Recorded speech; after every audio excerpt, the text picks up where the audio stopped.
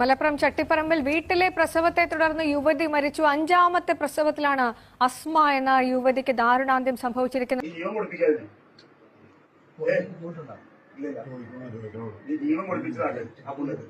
നീ മറ്റേ ചുട്ട കോയിനെ പഠിപ്പിക്കുന്ന ആളല്ലേ? പഠിപ്പിക്കുന്ന ആളല്ലടാ. നീ ആ പുള്ളിക്ക് ജീവൻ താക്കി ഞങ്ങൾ ലക്ഷ്യത്തിന് പറഞ്ഞു വിട്ടേക്കാം. നമ്പർ കാട്ടി തന്നാൽ മതി. ഞാൻ കോൾ ചെയ്യണ്ട. ഫാത്തിമ പ്രസവം എടുക്കുന്ന ഉമ്മ മലപ്പുറം. ആ ഇവിടെ നീ എപ്പോഴാ വിളിച്ചേ? നീ മറ്റേ ഈ ആശുപത്രി മറ്റേ ഈ ഇതിന് വേണ്ടിട്ടേ വണ്ടിക്ക് വേണ്ടിട്ട് എപ്പോഴാ വിളിച്ചേ? അല്ലടാ, വണ്ടിക്ക് വേണ്ടി. അപ്പൊ ഉമ്മ അവിടെ ഇല്ലേ? പ്രസവം എടുത്തേക്കല്ലേ? അവര് പോയി. അവര് പോയതിനു ശേഷമാണ് ശ്വാസം മുട്ട് വന്നത്. ശ്വാസം മുട്ട് വന്നപ്പോൾ പെട്ടെന്ന് ഞാൻ അവരെ വിളിച്ചു. ഉമ്മ ശ്വാസം മുട്ടാൻ വയ്ക്കണമെന്ന് പറഞ്ഞു. പിന്നെ നോക്കിയപ്പോൾ കിടക്കട്ടെ നോക്കി കിടന്നു. പിന്നെ കുഴപ്പമൊന്നുമില്ല. അപ്പൊ ഞാൻ വിചാരിച്ച് അവരുടെ അടുത്ത് പറഞ്ഞു പ്രസവം എടുക്കേണ്ട ക്ഷീണം ഉണ്ടാകും. ഇന്നത്തെ പ്രസവത്തിൽ എങ്ങനെയാണ്? നീ എത്ര മണിക്കാ മറ്റേ ഈ മറ്റേ തളഞ്ഞു വിളിച്ചേ?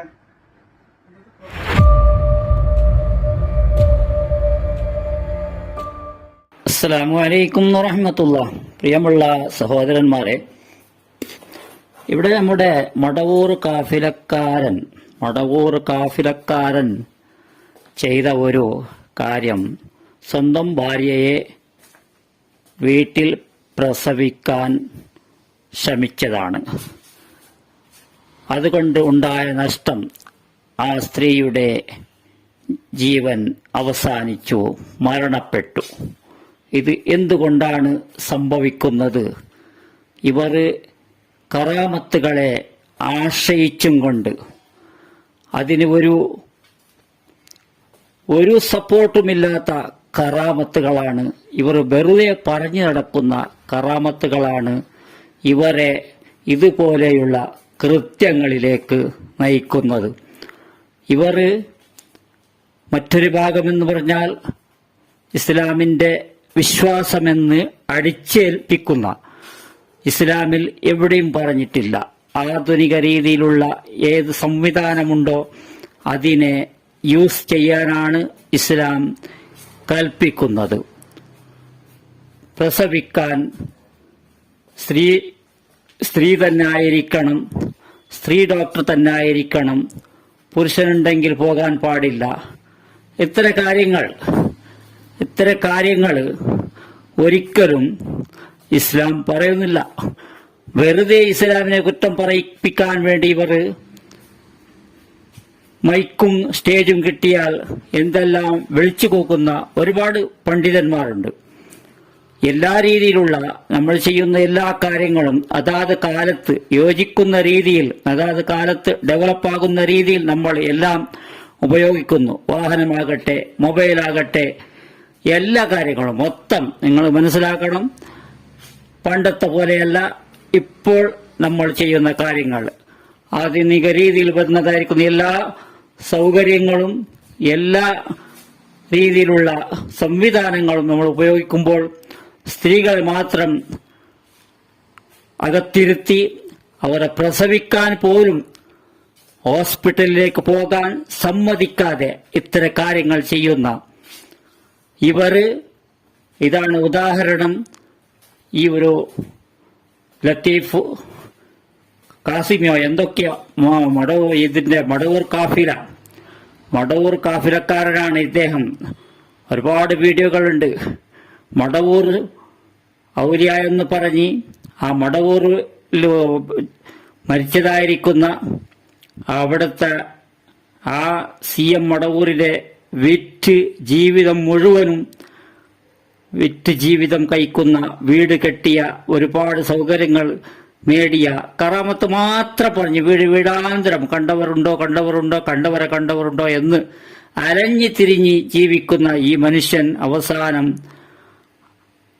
ചെയ്ത കൃത്യം ഇതാണ്. ഭാര്യയെ വീട്ടിൽ തന്നെ പ്രസവിപ്പിക്കാൻ ശ്രമിച്ചത്. ആ ശ്രമം ഫലം ഉണ്ടായില്ല. ആ പാവം സ്ത്രീയുടെ ജീവൻ അവസാനിച്ചു. ആ സ്ത്രീയുടെ ആഖിറം വെളിച്ചമാകട്ടെ എന്ന് മാത്രമേ നമുക്ക് പ്രാർത്ഥിക്കാൻ കഴിയൂ. ഇത്തരം കാര്യങ്ങൾ നമ്മൾ നല്ലപോലെ ശ്രദ്ധ വേണം. അത് ഹോസ്പിറ്റലിലേക്ക് പോകേണ്ട കേസാണെങ്കിൽ പോയേ പറ്റൂ. മാസാമാസം ടെസ്റ്റ് ചെയ്യേണ്ടതും അതിൻ്റെ എല്ലാ കാര്യങ്ങളും അവർ പറയുന്ന ഡയറക്ഷൻ പോലെയാണ് നമ്മൾ ചെയ്യേണ്ടത്. നമ്മൾ ഇതിനെ മറച്ചു വെച്ച് വീട്ടിൻ്റെ അകത്തിരുത്തിയാൽ ഇതാണ് സംഭവിക്കുന്നത്. നല്ല പോലെ ഇദ്ദേഹത്തിന് കിട്ടിയ പാഠം എല്ലാവർക്കും ഒരു പാഠമാകട്ടെ. എല്ലാവരും ശ്രദ്ധിച്ചോളൂ. ഇത്തരം കാര്യങ്ങളെ എല്ലാ കാര്യങ്ങളും പണ്ഡിതന്മാർ പറയുന്നു എന്ന് കേൾക്കാതെ നല്ല പോലെ ശ്രദ്ധിച്ച് ബോധത്തോടെ ജീവിക്കാൻ നമ്മളെല്ലാവരും പഠിക്കണം. അല്ലാഹു തആല തൗഫീഖ് നൽകട്ടെ. വളരെ ഷോക്കിംഗ് ആയ നിർഭാഗ്യകരമായ ഒരു വാർത്തയാണ് മലപ്പുറത്ത് നിന്ന് കേട്ടത്. വളരെ പ്രശസ്തനായ ഒരു ഉസ്താദാണ് സിറാജുദ്ദീൻ ലത്തീഫി എന്ന് പേരുള്ള ഉസ്താദ്. ആ ഉസ്താദിന്റെ ഒരു ഭാര്യ 5ാമത്തെ പ്രസവത്തിൽ മരണപ്പെട്ടു എന്നുള്ള, വീട്ടിൽ പ്രസവിക്കുമ്പോഴാണ് മരണപ്പെട്ടത്. അപ്പം ഇന്നലെ വൈകുന്നേരം ഒരു 6 മണിക്കാണ് ഈ മലപ്പുറം കോഡൂരിലുള്ള ഇവരുടെ വീട്ടിൽ വെച്ചിട്ട് പ്രസവത്തിനിടയിൽ വളരെ നിർഭാഗ്യകരമായിട്ട് അസ്മാ എന്ന് പേരുള്ള ഒരു 35 വയസ്സുള്ള ഈ യുവതി മരണപ്പെട്ടത്.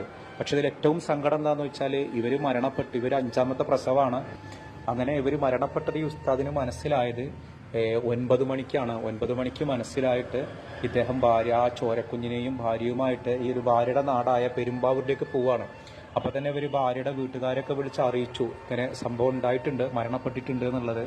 അങ്ങനെ ഈ ഒരു ആംബുലൻസ് ഡ്രൈവറോട് പറഞ്ഞിരുന്നത് മരണപ്പെട്ടു എന്നല്ല, ശ്വാസതടസ്സമായിട്ട് പോവാന്നാണ് പറഞ്ഞിരുന്നത്. മൂപ്പർക്ക് സംശയം തോന്നിയിട്ട് മൂപ്പരാണ് പിന്നീട് ഇത് പോലീസിനെയും മറ്റ് ആരോഗ്യ പ്രവർത്തകരെയൊക്കെ വിവരം അറിയിക്കണം. ഈ ഒരു ചോരക്കുഞ്ഞിനെ ഈ ഒരു അവസ്ഥയിൽ ഹോസ്പിറ്റലിലാക്കാൻ പോലും ഇയാൾ തയ്യാറായില്ല, ഈ ഉസ്താദ് തയ്യാറായില്ല എന്നാണ് പറഞ്ഞു കേൾക്കുന്നത്. അങ്ങനെ പെരുമ്പാവൂരിൽ എത്തിച്ചു. ഈ ഉസ്താദിന്റെ വീട് ശരിക്ക് സിറാജുദ്ദീൻ ലത്തീഫി എന്ന പേരുള്ള വലിയ യൂട്യൂബിലൊക്കെ വളരെ വലിയ പ്രസംഗം നടത്തുന്ന ഒരു മടവൂർ കാഫില എന്ന പേരുള്ള ഒരു യൂട്യൂബ് ചാനൽ നടത്തുന്ന വളരെ വലിയൊരു ഉസ്താദാണ് ഇദ്ദേഹം. ഒരു പക്ഷെ നമ്മുടെ വീഡിയോ കാണുന്ന ആർക്കെങ്കിലും ആ ഒരു ഉസ്താദിനെ കുറിച്ചിട്ട് അറിയുന്ന ആളുകളുണ്ടെങ്കിൽ ഒന്ന് വിവരങ്ങൾ കമൻറ്റ് ചെയ്യണം. ഉസ്താദിൻ്റെ വീഡിയോ മുമ്പ് കണ്ട ആളുകളോ അല്ലെങ്കിൽ അതുമായിട്ട് അറിയുന്ന ആളുകളൊക്കെ ഉണ്ടെങ്കിൽ ഒരു പക്ഷേ നമ്മുടെ വീഡിയോ കാണുന്ന ആർക്കെങ്കിലൊക്കെ ഇവരെ പേഴ്സണലി പരിചയമുള്ള ആളുകളുണ്ടാവും. അപ്പോൾ ഇവർ അങ്ങനെ അവിടുന്ന് പെരുമ്പാവൂരിൽ കൊണ്ടതിന് ശേഷമാണ്, പെരുമ്പാവൂരിൽ എത്തിച്ചിട്ടാണ് പിന്നീട് യുവതിയെ ഈ ഒരു ചോരക്കുഞ്ഞിനെ ഹോസ്പിറ്റലിലാക്കണത്. ഇതിനിടയിലാണ് ഇവരുടെ ഭാര്യയുടെ വീട്ടുകാർ വന്ന് ഈ ഒരു പ്രസവത്തിന് വീട്ടിൽ വെച്ച് പ്രസവം നടത്തിയതിനും അങ്ങനെ നടത്തിയത് കൊണ്ടാണ് ഈ പാവം യുവതിയുടെ മരണത്തിന് കാരണമാകുന്നത്. വനിത സിറാജുദ്ദീൻ ലത്തീഫിയെ അതിക്രൂരമായിട്ട് മർദ്ദിച്ചു. അങ്ങനെ അദ്ദേഹം ഇപ്പോൾ ഹോസ്പിറ്റൽ ചികിത്സയിലാണ്. എന്തായാലും പോലീസ് കേസ് എടുത്തിട്ടുണ്ട്.